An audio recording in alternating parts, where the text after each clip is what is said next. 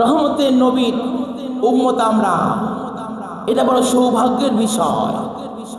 আবার নবীর উম্মত হয়ে নবীর বিরুদ্ধে কথা বলা দুর্ভাগ্যের বিষয়। এর তকদিরে মুআমালা, যদিও যে তকদির বিষয় না হতো তাহলে সবার আগে আবু জেহেল ঈমান আনত। কারণ মানুষের মাঝে সবচেয়ে বেশি মজা দেখেছেন আবু জাহেল। এত দেখার পরেও তার তকদিরে নসিবের মধ্যে ঈমান ছিল না। কাজী আমরা যে আল্লাহর নবীকে মহব্বত করি, এটা আমাদের কৃতিত্ব নয়, দয়া করেছেন কে? আল্লাহ। হাদিস শরীফে এসেছে, আল্লাহর নবীর কাছে সাহাবী আসলেন, লোক আসলেন। قال رجل يا رسول الله, ওগো আল্লাহর নবী, মাল ইসলাম, ইসলাম কি জিনিস? ইসলাম কি জিনিস নবীজি? قال, রাসূল বললেন, আল ইসলামু আন তুসলিমা লিল্লাহি কলবুক। ইসলাম হচ্ছে তোমার হৃদয়টা আল্লাহর জন্য আত্মসমর্পণ করা। সুবহানাল্লাহ। এই মনটা আল্লাহর জন্য আত্মসমর্পণ করা, অর্থাৎ আমি যা কিছু বলবো আল্লাহর জন্য বলবো, যা কিছু করব আল্লাহর জন্য। ওয়ান ইয়াসলামা আল মুসলিমুনা মিন ইয়াদিক মিন লিসানিক ওয়া ইয়াদিক। 2 নাম্বার হচ্ছে তোমার হাত থেকে, তোমার মুখ থেকে যেন সমস্ত মুসলমান নিরাপদে থাকে।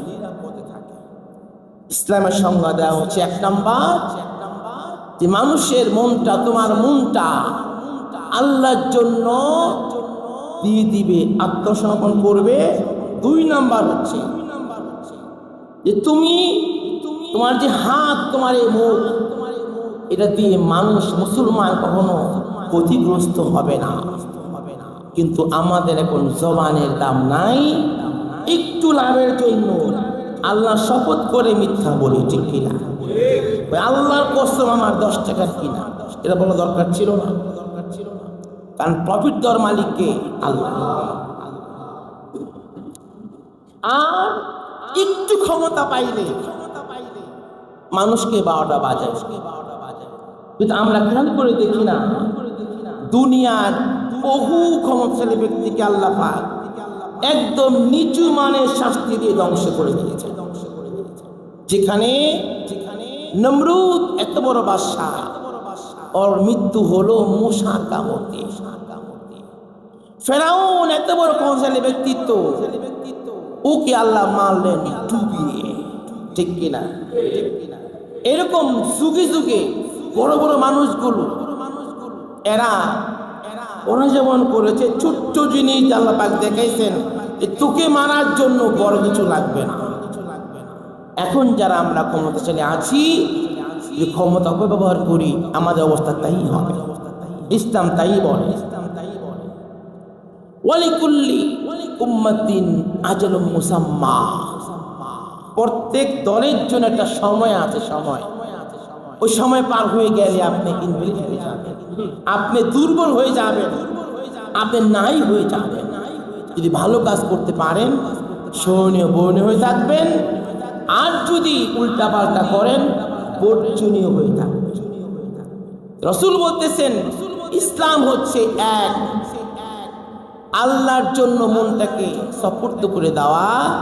2 নাম্বার হচ্ছে তোমার মুখ থেকে, তোমার হাত থেকে মুসলমান কোনো কষ্ট না পায়। লোকটি বললেন,